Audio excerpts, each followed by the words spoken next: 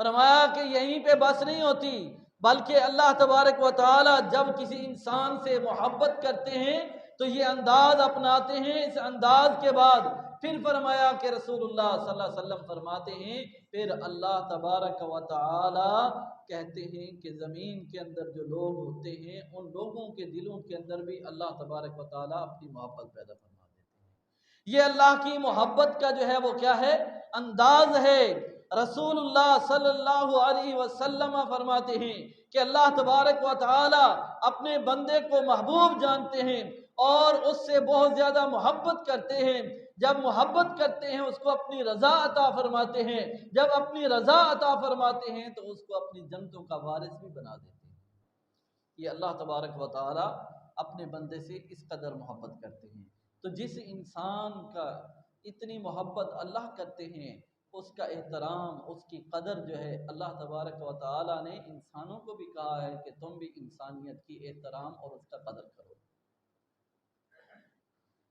اسلام سے پہلے، رسول اللہ صلی اللہ علیہ وسلم کی نبوت سے پہلے انسانیت کی جو تذلیل ہوتی تھی، انسانیت کا کوئی احترام نہیں تھا، کوئی مقام نہیں تھا۔ چھوٹی چھوٹی باتوں کے اوپر جو ہے ایک انسان کو قتل کر دیا جاتا۔ رسول اللہ صلی اللہ علیہ وسلم کی آمد سے پہلے، آپ کی نبوت سے پہلے، آپ کی نبوت کے اعلان سے پہلے کیا تھا کہ لوگ آپس کے جھگڑے کے اندر ایک دوسرے کو قتل کر دیتے۔ جھگڑا کیا ہوتا کہ پانی کے جھگڑے کے اوپر قتل کر دیا۔ انسانیت کی تذلیل کی جاتی، انسانیت کی کوئی قدر و قیمت، کوئی منزلت جو ہے وہ نہیں تھی۔ اللہ تبارک و تعالی نے انسان کو پیدا کیا اس لیے کہ انسان تو نے دوسرے انسان کا کیا کرنا ہے؟ احترام کرنا ہے۔ اگر تو ایسا کرے گا، کسی انسان کا احترام کرے گا، اس کا فائدہ کیا ہوگا؟ فرمایا کہ اس کا فائدہ یہ ہوگا تو جس معاشرے کے اندر انسان رہتا ہے، فرمایا کہ جس معاشرے کے اندر انسان زندگی بسر کر رہا ہے، فرمایا کہ وہ معاشرہ امن اور سلامتی کا معاشرہ بن جائے گا۔ جب ادب اور احترام جو ہے ختم ہو جائے گا، وہ معاشرہ امن اور سلامتی کا معاشرہ نہیں رہے گا، بلکہ بد امنی کا معاشرہ جو ہے وہ بن جائے گا۔ جس طرح انسانیت کو پہلے مولی گاجر کی طرح کاٹا جاتا تھا، تذلیل کی جاتی تھی، آج آپ دیکھتے ہیں کہ فلسطین کے اندر مسلمانوں کو کس طرح ذلیل کیا جا رہا ہے، کس طرح ان کے اوپر ظلم اور ستم کیا جا رہا ہے۔ رسول اللہ صلی اللہ علیہ وسلم کے آمد کے بعد مکہ والوں نے جو مسلمانوں کے اوپر ظلم ڈھائے، جو ان کو جو ہے تکلیفیں پہنچائیں، انسانیت کو ختم کر دیا، ان کے دلوں سے انسانیت کا احترام جو ہے ختم ہو گیا۔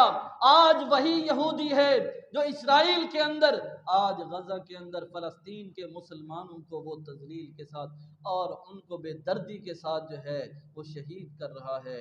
ان کے مکانات، ان کے گھر، ان کی وہ کاروبار، سب کچھ یہ کیا ہے؟ یہ ہمارے لیے بھی ایک عبرت ہے۔